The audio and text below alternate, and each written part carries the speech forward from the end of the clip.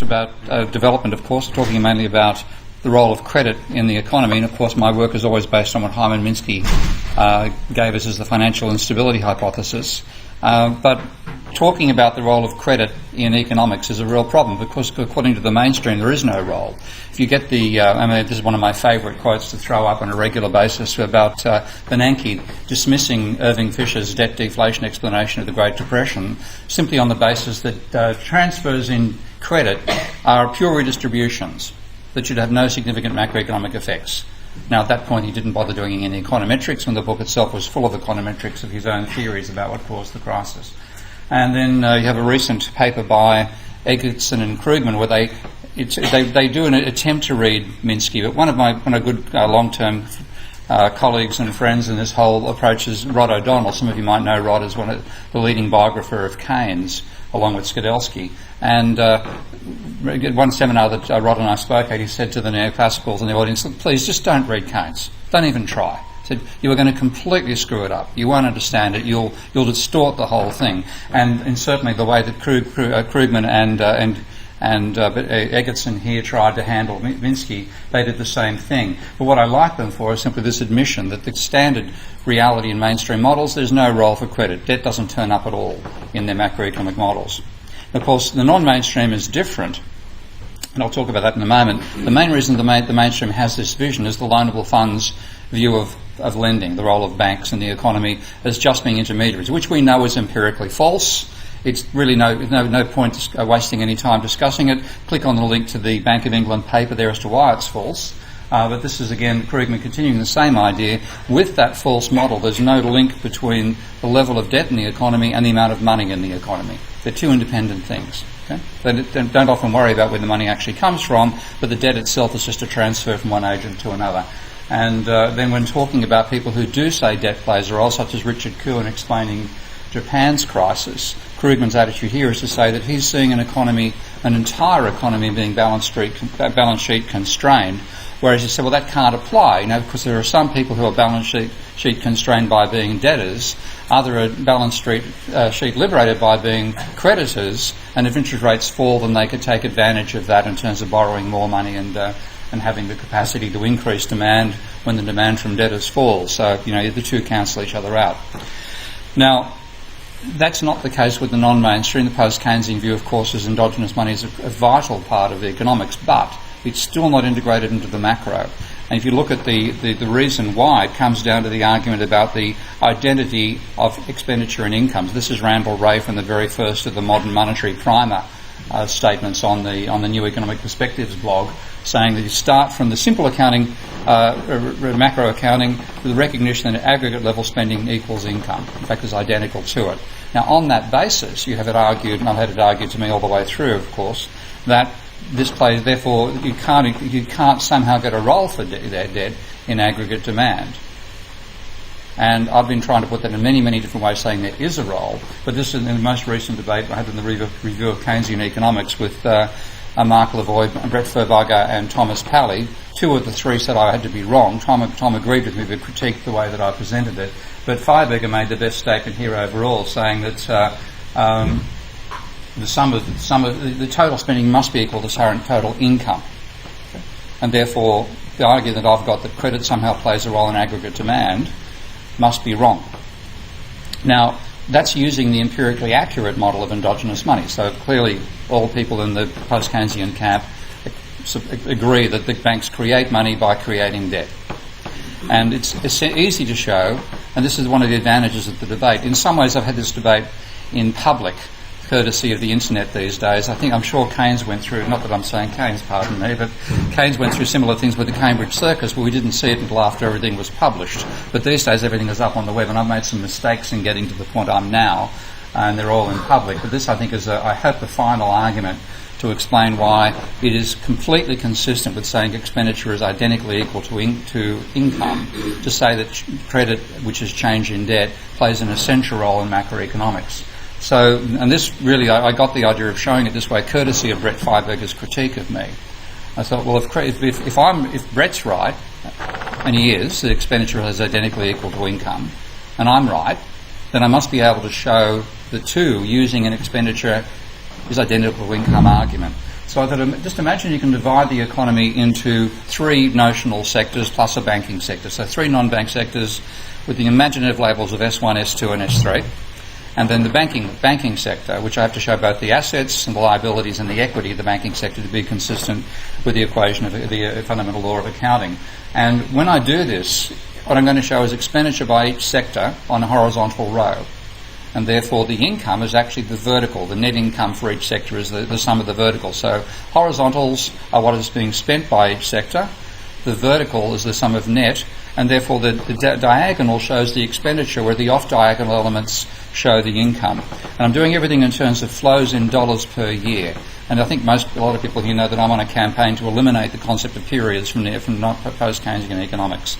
I think the whole use of period analysis is a major reason why we've been running around like headless chooks trying to get this stuff worked out for the last 30 years rather than working out with day one with Minsky. But in the table I'm going to show all flows as lowercase and stocks when they turn up, and one stock does turn up, which is dollars in uppercase. And because I've got lowercase letters for the flows in dollars per year, I'm using rho for the interest rate. In my first case, I'm going to show what happens when lending and borrowing don't occur, which is the classic, let's ignore the financial sector vision. And what you have is, and just to take you through the table showing the assets of the banking sector here, and since I don't have any lending happening, they've got neither assets nor any flow, so the levels are being shown down here. The flows are all flows of money in dollars per year between different sectors. So here's sector 1, spending amounts A and B dollars per year on sectors 2 and sectors 3. And therefore the sum of that row is necessarily zero. That's the expenditure by that sector. That's the income that expenditure generates for the other sectors. Same thing for sector 2, same thing for sector 3. So if you add up those diagonal elements and take the negative of them, you've got aggregate demand. And if you look at it, of course, it's just A plus B, C plus D, E plus F dollars per year being generated. The off-diagonal elements are aggregate income. That's just A plus B out to F. Identically the same. It has to be. And that applies in each of the tables I'm going to show.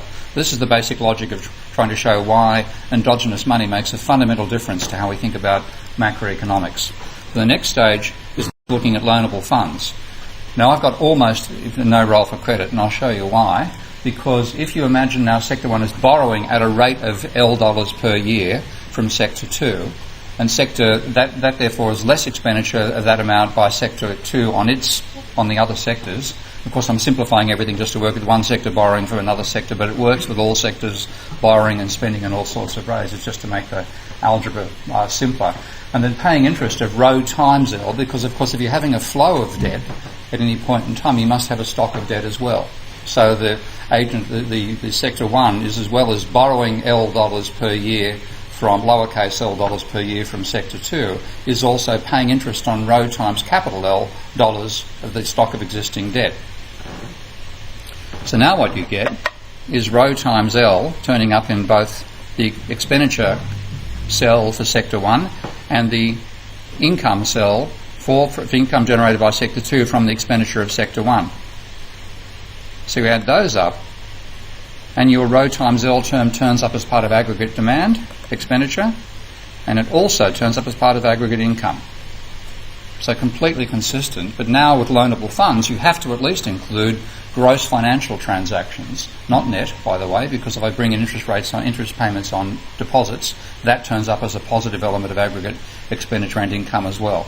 So even loanable funds has to include the level of debt, which I'm sure they don't like to know. What about endogenous money? Well, now what I've got, the left-hand side of the table becomes active, because sector 1 is now borrowing L dollars per year from the banking sector. And that means that they've got paying interest also to the banking sector of rho times L. So it's a fairly simple rearrangement of the table, but now I have L as the level of debt over here. Of course, it existed in the previous model of loanable funds, but it didn't show up there because in loanable funds, the debt is neither an asset nor a liability of the banking sector. It's an asset of the borrower and the lender and a liability of the borrower, but it doesn't show up for the bank. Now, of course, it does. So there's the stock of loans, and this is the flow being generated by, just showing it over here, the flow of loans per year. Now what you have is the expenditure by the agent is the same as before. It's exactly the same as for loanable funds, but the difference is there's no offsetting decline in the flow from sector 2. So when you sum that up, you get the change in debt, the level of credit, as part of aggregate demand, and it's also, of course, generating income for the banking sector. So in that essential way, change in debt, credit is an essential part of both aggregate expenditure and aggregate income. It's completely consistent with that identity, but it now means credit turns up as an essential part of demand. So we have to have, to be genuine macroeconomics, we have to include the banking sector, and therefore credit is essential to analysing where the economy is going. And of course, once you've got that, you've got an insight into why the various crises we've seen occur in the last, well, frankly, 150 years, but I'll stick with the last 40, have actually occurred. Because you have two sources of expenditure now in the economy. You have the turnover of existing money, which is what I see GDP as measuring. I have to explain that in a moment. But also new expenditure financed in a one-for-one way by new debt. The new debt is new credit which is spent into existence, as I'm showing in that table. So you borrow, fundamentally you borrow to spend. Now, how do you measure it? Well, GDP, again, because of period analysis, economists can't see where they can fit demand and credit together, or GDP and credit together. But fundamentally, GDP is a very bad measure of the flow of money turning over in the economy on an annual basis. If we actually used FPOS transactions in our point of sale records, which we now have, rather than relying upon kludgy quarterly surveys by the Bureau of Economic Analysis and the Office of National Statistics here, I prefer to call it the Office of No Statistics, because I can never damn well find anything on their site. Okay? But that's the flow of expenditure financed by existing money in dollars per year. Now, the change in debt, we actually have better data because the banks do report every new loan to the Bank of England. So the data of that is actually a much better measure that's published on a quarterly basis, or a monthly or a quarterly basis, of the flow of credit created by new debt, also denominated in dollars per year. I'm hammering the dollars per year and dollars, etc., issues here, because if economists understood dimensional analysis, as engineers did, they would have worked this out 30 years ago. But the major barrier to understanding dimensional analysis is period analysis. It's very, very hard. What are you dimensioning your elements by in period analysis? Okay, so it's dimensionally accurate, and I think empirically okay, given how poor the GDP data is, to add the two together, and you're going to measure, therefore, at that point of aggregate expenditure and also aggregate income plus capital gains, or realised capital gains. Because again, the source of net realised capital gains is going to be the change in credit. So give an analogy here. Imagine you've got, I know this is a hard one for people to get their heads around, but imagine you've got the flow in a river, and the river also has a pump injecting water into it or taking water out of it at a particular point. Now you measure the flow by working out the cross-sectional area and multiplying it by the speed. Quite simple. You measure the addition by the pump, the amount being pumped in and pumped out at one particular point in time. Exactly the same thing applies here, fundamentally. So pardon me for being a hydraulic Keynesian once more. But here you have the water of the river flowing along, the water being pumped in or pumped out of the river at that point. The total flow of water at that point in time, whether you're measuring it on an annual basis or a minute-by-minute basis, is the sum of the two. You can do the same thing for credit. Now, when you do it, you generate what I'm calling the smoking gun of credit. This is all work I'm doing, by the way, for a new book for Polity Press called Can We Avoid Another Financial Crisis? Now, I could have submitted a one-word manuscript, but they suggested 25,000 words. So that's coming out. I'm finishing that at the end of June, I hope, and it'll be coming out later on this year. But when you take that idea of you can add credit, which is change in debt, to GDP to get the measure of total expenditure in the economy, which goes both on goods and services and assets, then you get what I'm calling a smoking gun of credit, because every time you look at it, when that rate of growth of credit slows down, that's when you have a crisis. Now, we all know Japan had a crisis back in the early 1990s. The red line there is nominal GDP for Japan. You can see it's been pretty much horizontal since the beginning of the century, the beginning of the millennia. The blue line is GDP plus credit. Now, when that peaked, that's when Japan's crisis began. On the right-hand side, I show the percentage of credit as a percentage of GDP. It peaked at 25% of GDP, roughly, back in 1990. It's been heading down ever since, and after the crisis has never got to the levels it was beforehand. And the reason I've got over 60% as a measure over here partly is for aesthetic reasons, but partly also because the most extreme examples of credit growth have been, in case of Hong Kong, the credit in 1 year was 60% of GDP. So that's Japan. What about America? Oh, they're popping up too quickly. Again, the same story. When the rate of growth of debt, which is credit, started to fall, aggregate expenditure fell, and that's when the crisis began. The crisis turned around when the credit started to expand once more from this point. The UK. Notice two things about the pattern. Again, the crisis starts when you have peak credit, which then declines, and after the crisis you get nothing like the level of credit growth you had before the crisis. So a major source of demand has disappeared from the economy. Ireland. You can see why I've got a 60% scale there. During the absolute boom of their so-called Celtic Tiger period, the credit in 1 year was equivalent to more than 50% of GDP. No wonder they were booming. And no wonder they were bust afterwards. So afterwards, this line here, by the way, is zero. Below that level, credit, rather than increasing demand, is actually taking demand out of the economy. And you can see it's reviving now because credit's growing once more at about 8% of GDP. But that's why it's revived, not because it's wonderful reforms and the fantastic austerity policies of the EU. It's because the Irish are borrowing once more, and their ratio of debt to GDP is starting to rise once more. Spain. Same massive story. When the credit turned around, that's when the economy tanked. And the reason it's still tanking is that even though credit's risen a bit, and therefore there is some extra demand turning up in the economy, it's still overall subtracting from demand. That's why they're slumped in a Great Depression. Greece. Same story. So that's why I'm calling it a smoking gun. You can find it next to every economic corpse on the planet. Okay? In fact, they're not corpses, they're actually zombies. Because in the sense that they're the walking dead, they never quite get over the crisis. They're stuck in there permanently because when you get the credit being negative at this level, the falling in debt was also causing a fall in GDP. Now, the future debt zombies I see as countries with more than 1.5 times GDP as their private debt ratio, and where it's growing by more than 10% per annum. And I can't predict when they're going to go under, but they certainly are going to go under. Of course, they can stop it with policies like Australia's first-home vendors boost and the UK's help to sell, which encourages the public back into borrowing money once more. But it's inevitable that you're going to have a crisis once you have debt levels that high and they're growing that fast, because even stabilising the ratio will cause a downturn in demand. So to illustrate this is a simple illustration with a set of tables where I start with the debt growth being 20% per annum. That's an increase in nominal debt of roughly 20% per annum, which is well inside the ballpark of most of the countries I'm talking about. A nominal GDP rate of 10%, that's sort of Chinese levels. An initial debt ratio of 50% of GDP. Now, if you have that as a starting point, which is a low level of debt, you get out to the stage where in the final year you've got 77% of GDP.